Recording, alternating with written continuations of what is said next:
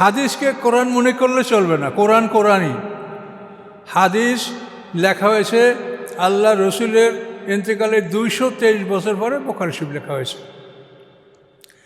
এখন হাদিস তো আমরা যে হাদিসের ব্যাপারে মূলনীতি গ্রহণ করছি সেটা হলো এই যে কোরআনের খেলাফ কোনো হাদিস আমরা গ্রহণ করব না। সেই হাদিসটা যদি আপনি বলেন সহি মুতাওয়াতির যাই বলেন, আমরা সেদিক দেখব না।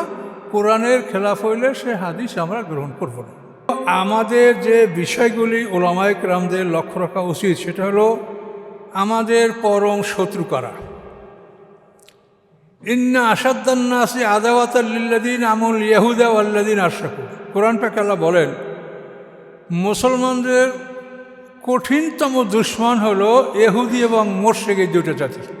কোরআনের আয়াত ইন্না আসাদ্দান নাসি আদাওয়াতাল লিল্লাযিনা আমানুল ইয়াহুদা ওয়াল্লাযিনা আশরাকু। ইহুদি এবং মুশরিকরা মুসলমানদের কঠিনতম দুশমন, এটা কোরআন আল্লাহ বলে দিয়েছে। এই জন্য আল্লাহ আমাদেরকে সতর্ক করেছেন লা তাত্তাখিযু ইয়াহুদা ওয়ান নাসারা আউলিয়া। ইহুদি খ্রিস্টানদেরকে তোমরা বন্ধু হিসেবে গ্রহণ করো না, যদি কেউ করো সে তাদেরই দলভুক্ত। খুব কঠিন কথা আল্লাহ বলেছেন।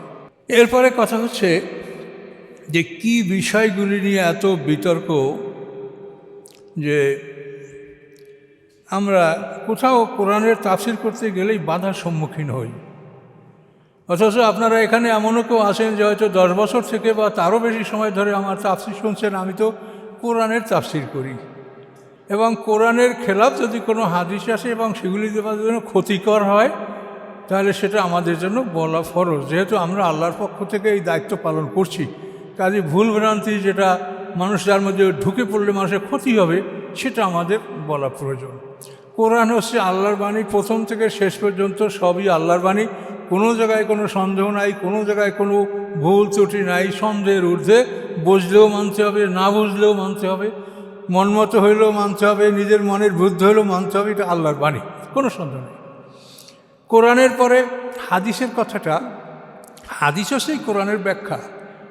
কোনো কোনো জায়গায় আমরা হাদিস ছাড়া আমরা কোরআন দ্বারা একটা জিনিস সমাধান দিতে পারি না। যেমন জাকাত, এই জাকাত যে কীভাবে দিতে হবে এটা কিন্তু হাদিসের ব্যাখ্যা ছাড়া কোনো আলিম এটা বলতে পারবে না যে হাদিসের ব্যাখ্যা ছাড়া জাকাত কীভাবে দিতে হবে এটা আমরা বলতে পারবো।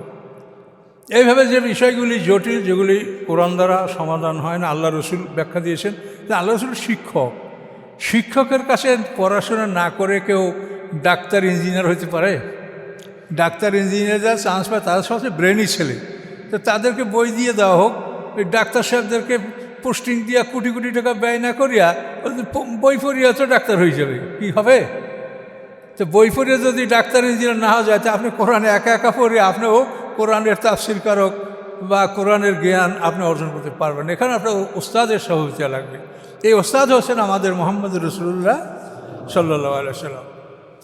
তো এই জন্য তার থেকে আমরা শিখব, তার থেকে সিনিয়র সাহাবীরা শিখেছেন, তার থেকে আমরা উলামায়ে কেরামরা যুগে যুগে এটা আমরা দায়িত্ব লাভ করি, সেটা কোরআনেই বলা আছে। কিন্তু কোরআনে যেটা বলা আছে সেটা খুব ভয়ঙ্কর কথা। সূরা ফাতিরের 32 নম্বর আয়াতে আল্লাহ বলছেন সুম্মা আওরাসনাল কিতাবাল্লাযীনা ইসতাফাইনা মিন ইবাদিনা। নবী রাসূলদের তিরোধানের পরে আমি আমার বাছাইকৃত একদল মানুষকে আসমানি কিতাবের ওয়ারিস বানালাম। ফামিনহুম যালিমুল লিনাফসি আমিনহুম মুক্তাসিদ আমিনহুম সাবিকুম বিল খায়রাতি বিইজনিল্লাহ। আল্লাহ বলেন আমি যাদেরকে বাছাই করেছি তাদের প্রথম দলটাই হলো জালিম, নিজেদের উপরে তারা জুলুম করছে, জালিমুল লিনাফসি। দ্বিতীয় দলটা মুক্তাসিদ, তারা মধ্যমপন্থী। তৃতীয় দলটা সাবিকুম বিল খায়রাতি বিইজনিল্লাহ, আল্লাহর হুকুমে তারা সৎকর্মে অগ্রগামী। এই যে বর্ণনা আল্লাহ কোরআনে দিয়েছেন এটা তো আমাদের কিছু এটা করার নাই। এতে আমি যদি হয়তো আমি আসামি হব, আপনি হলে আপনি হবেন, এটা আল্লাহর কথা, আইনটা। তাহলে কোরআনে একই সঙ্গে যদি 3টা জিনিস উল্লেখ থাকে তো যেটা প্রথম উল্লেখ করা হয় সেটা সবচেয়ে বড়, পরেরটা সেকেন্ড, তারপরটা থার্ড। কাজে এখানে 3টা জিনিসের প্রথমটাই আল্লাহ বলছেন জালিমুল লিনাফসি। তাহলে আমাদের জন্য এটা কত বড় ভয়ঙ্কর খবর, এটা দুঃখজনক খবর। এখন যে দলটা ছোট তাদেরকে আল্লাহ বলছেন সৎকর্মে অগ্রগামী, কিন্তু এজন্য আপনারা ঘাবড়াবেন না। এই দলে আলেমরা কম থাকতে পারে, কিন্তু এই দলের মানে গ্রহীতা যারা তারা কম নাও হতে পারে। কি কথাটা কি বলছি বুঝতে পারছেন? করে দিয়েছেন, কিন্তু এই দলের সমর্থক তারা অনেক বেশি হতে পারে, বিশেষ করে জ্ঞানীরা এই দলের সমর্থক। এই জন্য আপনারা ঘাবড়াবেন না যে আমরা ছোট দল, তো আমরা কি করব। ছোট দল ঠিকই কোরআনে আলাদা বলছেন তাই। তো এই জন্য আমাদের যে বিষয়গুলি ওলামায়ে কেরামদের লক্ষ্য রাখা উচিত, সেটা হলো আমাদের পরম শত্রু কারা। ইন্না আসাদ্দান্নাসি আদাওয়াতাল লিল্লাযীন আমুল ইয়াহুদা ওয়াল্লাযীনা আশরাকু। কোরআন পাক আল্লাহ বলেন, মুসলমানদের কঠিনতম দুশমন হলো ইহুদি এবং মুশরিক, এই দুটো জাতি। কোরআনের আয়াত, ইন্না আসাদ্দান্নাসি আদাওয়াতাল লিল্লাযীনা আমুল ইয়াহুদা ওয়াল্লাযীনা আশরাকু। ইহুদি এবং মুশরিকরা মুসলমানদের কঠিনতম দুশমন, এটা কোরআন আল্লাহ বলে দিয়েছে। এই জন্য আল্লাহ আমাদেরকে সতর্ক করেছেন, লা তাত্তাখিযু ইয়াহুদা ওয়ান নাসারা আউলিয়া। ইহুদি খ্রিস্টানদেরকে তোমরা বন্ধু হিসেবে গ্রহণ করো না, যদি কেউ করো সে তাদেরই দলভুক্ত। খুব কঠিন কথা আল্লাহ বলেছেন। তো এখন আমাদের যে সমস্যাটা সেটা হলো এই ইহুদি সম্পর্কে আল্লাহ রসুল যে হাদিস বলেছেন সেটা শুনলে আপনি অবাক হবেন। আল্লাহ রসুল সাহাবায়ে কেরামদেরকে বলেছেন, ইন্নাকুম, নিশ্চয়ই তোমরা, লা তাত্তাবিউনা মান কানা কাবলাকুম, নিশ্চয়ই তোমাদের পূর্ববর্তী যারা ছিল তোমরা তাদের অনুসরণ করবে। কীরকম করবে? আল্লাহ রসুল বলেন, শেবরান আনবে শেবরেন, 1 বিঘাতে 1 বিঘাত করে, জেরা আনবে জেরায়েন, 1 হাত 1 হাত করে তোমরা তাদের অর্শতে থাকবে। হাত্তাই যা দাখালু হুজুরাত দাববে, এরপরে শেষ পর্যন্ত তারা যদি গুই সাপের গুহার মধ্যে ঢোকে, লাত্তাবাতুমুহুম, তোমরা তাদের অনুকরণ করে তাদের পিছনে পিছনে তোমরা গুই সাপের গুহার মধ্যে ঢুকবে। এখন আল্লাহ রসুল নাম বলেন, এখন সাহাবারা বলে, ইয়া রাসূলুল্লাহ ইহুদি আর নাসারা। আল্লাহ রসুল আপনি কার কথা বললেন? ইহুদি নাসারা? আল্লাহ রসুল ফামান, এছাড়া আর কারা?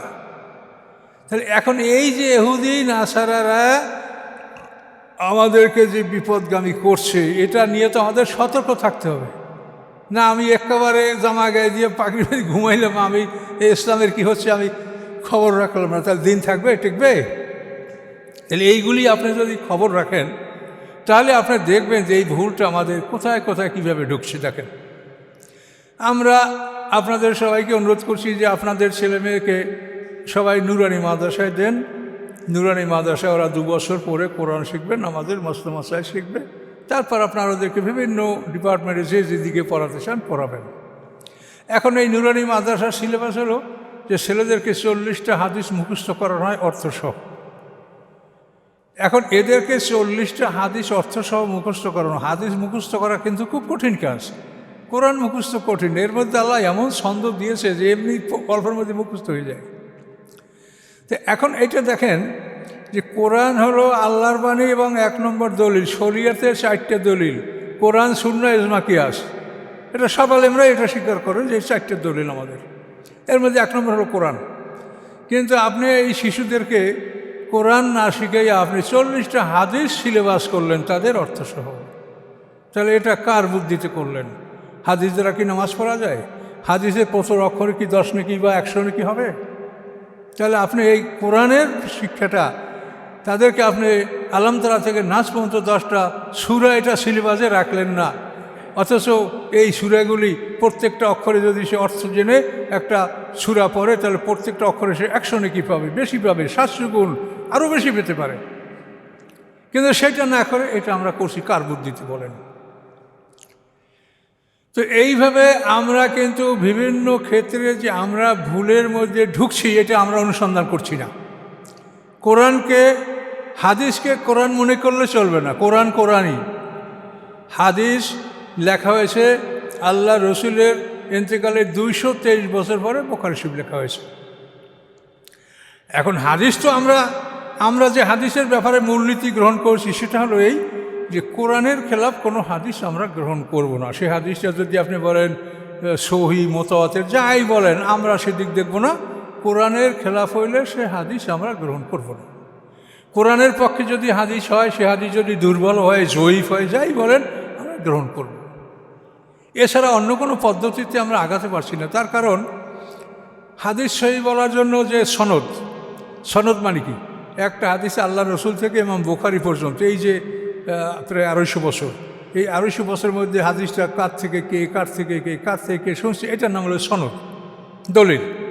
তো এখন এই সনদে এখন এই 10টা লোকের সবাই যদি চরিত্র ভালো হয় তাহলে হাদিসটা সহিহ। আর যদি কারো চরিত্রে এলাল থাকে, মুআল্লাল হয়, চরিত্রে দোষ থাকে, তাহলে হাদিসটা সহিহ না। তো এখন আপনি একটা হাদিসের জন্য 10 জনের চরিত্র জানতে হবে। আপনি কি করে জানবেন? 100টা হাদিসের জন্য আপনি 1000 সনদ লোকের জীবনী জানতে হবে। আপনি কি করে জানবেন? এটা কি সম্ভব? এটা তো মানুষের ব্রেন খারাপ করার বুদ্ধি। আমরা শুধু একা রাসূলের জীবনীটা আয়ত্ত করতে পারি না, সারা জীবন পড়তেই আছি, তারপরও অমুকটা মনে থাকে না, উল্টো মনে থাকে না। কি সত্য কিনা বলেন? এগুলো মানুষ কী করে আয়ত্ত করবে? তো এই জন্য হাদিসের ব্যাপারটা আমরা এক কথায় যে কোরআনের সাথে যেগুলো আমাদের সাংঘর্ষিক সেগুলি আমরা বাদ দিচ্ছি, অন্যগুলো আমরা গ্রহণ করছি। এখন